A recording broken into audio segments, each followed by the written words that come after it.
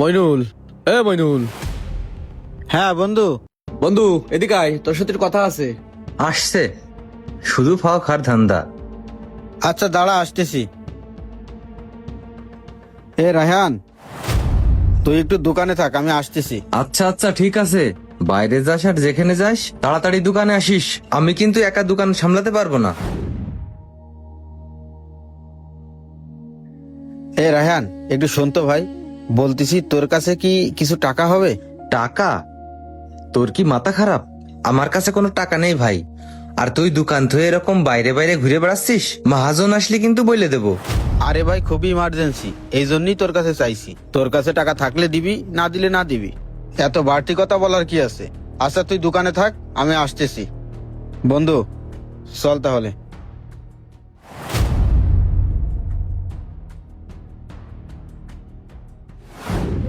বস। হ্যাঁ মইনুল, কি অবস্থা, কিছু বলবা? বস, আমার 5,000 টাকা লাগতো। তোমার 5,000 টাকা লাগবে আজকে মাসের কয় তারিখ? বস, আপনি 5,000 টাকা আমারে দেন, আমার বেতন থেকে আপনি কেটে রেখেন। আচ্ছা ঠিক আছে, তাহলে একটু পরে তোমার অ্যাকাউন্টে আমি ঢুকাই দিচ্ছি। আচ্ছা ঠিক আছে। বন্ধু, তোরে যে জন্য ডেকে নিয়ে আসলাম, একটা খুশির খবর আছে। কি খুশির খবর?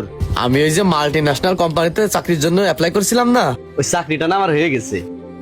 কি বলিস রে? যাক, আলহামদুলিল্লাহ, তাহলে তো মস্ত বড় খুশির খবর। কিন্তু বন্ধু, এই খুশির খবরের মধ্যে না একটা দুঃখের খবরও আছে। দুঃখের খবর? কি দুঃখের খবর? আসলে বন্ধু, আমি এই মুহূর্তে চাকরিতে জয়েন করবো না, তো আমার কাছে 1 টাকাও নেই। তারপর নতুন জায়গা, 1 মাসের খরচও তো নিয়ে যেতে হবে। বল এখন আমি কি করব? আমি না খুব হতাশার মধ্যে আছি। তুই শুধু শুধু চিন্তা করতেছিস। তোর যত টাকা পয়সাই লাগুক, তোর এই বন্ধু ম্যানেজ করে দেবে। তুই তোর চাকরির ওইখানে যাওয়ার জন্য প্রিপারেশন নে, আমি টাকা পয়সার ব্যবস্থা করতেছি।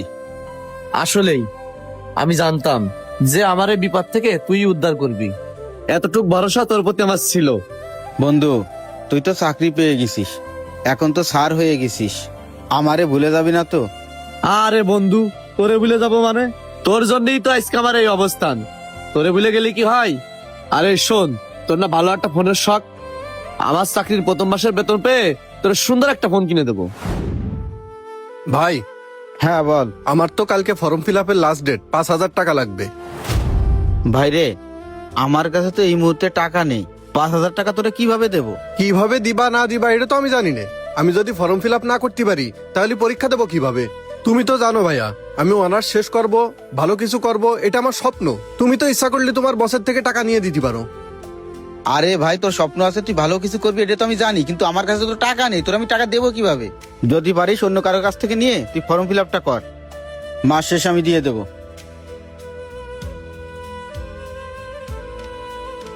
মইনুল, তুই কি কাজটা ঠিক করলি? কেন, আমি কোন কাজটা খারাপ করেছি? তুই তোর ভাইয়ের পরীক্ষার জন্য টাকা দিলি নে, আর তুই তোর বন্ধুর জন্য টাকা দিচ্ছিস। তোর ওই বন্ধু পরবর্তীতে চাকরি পায়ে যখন ভালো অবস্থানে যাবে, তখন কি তোরে চেনবে?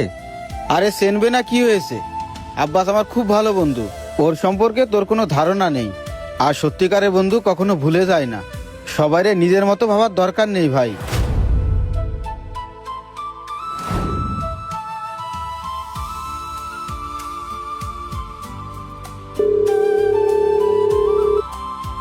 হ্যাঁ আব্বাস, কোথায় আছিস তুই? আচ্ছা ঠিক আছে, তাহলে তুই আমাদের অফিসে আয়, তোর টাকাটা ম্যানেজ হয়েছে। এনে ধর, এখানে টাকাটা আছে। বন্ধু, তুই না আমার বিরাট বড় একটা উপকার করলি। আমার একটা বিশ্বাস ছিল, আমার এই বিপদের সময় কাউরে যদি পাশে না পাই, আমি তোরে পাবো। বন্ধু, এই বিশ্বাসটা রাখিস, বিশ্বাসটাই সব থেকে বড় জিনিস। আর আমি এই বিশ্বাস থেকেই তোর বিপদ আপদে সব সময় তোর পাশে থাকবো। স্যার, আপনার গ্রাম থেকে একজন দেখা করতে আসছে। আমার গ্রাম থেকে দেখা করতে আসছে? কে আসছে? নাম কি? নাম বললো মইনুল। মইনুলের সময় হঠাৎ করে আমার অফিসে কি জন্য আসছে? আচ্ছা ঠিক আছে, বাইরে অপেক্ষা করতে বলো, বলো যে আমি আসতেছি। জি স্যার।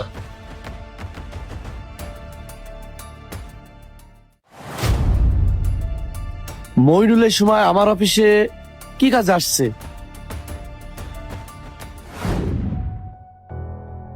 আরে মইনুল, তুই এখানে এই অবস্থায়? আরে বন্ধু, ভালো আছিস তুই? হ্যাঁ, আমি ভালো আছি, কিন্তু তুই এই পোশাকে এই অবস্থায় আমার অফিসে কেন? বিশ্বাস কর বন্ধু, না এসে উপায় ছিল না, এই জন্যই আমি নিরুপায় হয়ে তোর কাছে আইছি। আমি খুব বড় একটা বিপদে পড়েছি বন্ধু। আরে তুই বিপদে পড়েছিস ভালো কথা, কিন্তু তুই তো আমার কাছে 1 মিনিট ফোন দিয়ে আসতে পারতিস। তুই এই অবস্থায় আসলে আমার মান সম্মান থাকে? বন্ধুরে, ফোন দেওয়ার মতন অবস্থায় ছিলাম না আমি। আমি খুব খারাপ ভাবে দিন পার করতেছি। মোবাইলের দোকানের ওই চাকরিটাও আমার আর নেই। এর ভিতরে আমার মা স্ট্রোক করেছে। তোর এই অফিসের পাশে হাসপাতালে মারে নিয়ে আইছি।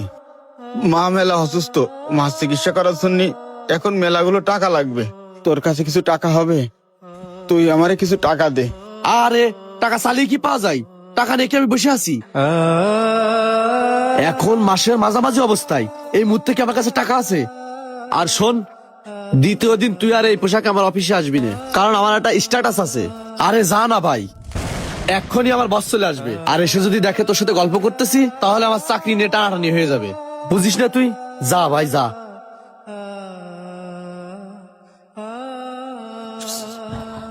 চাকরির জন্য অ্যাপ্লাই করছিলাম না, ওই চাকরিটা না আমার হয়ে গেছে। কিন্তু বন্ধু, এই খুশির খবরের মধ্যে না একটা দুঃখের খবরও আছে।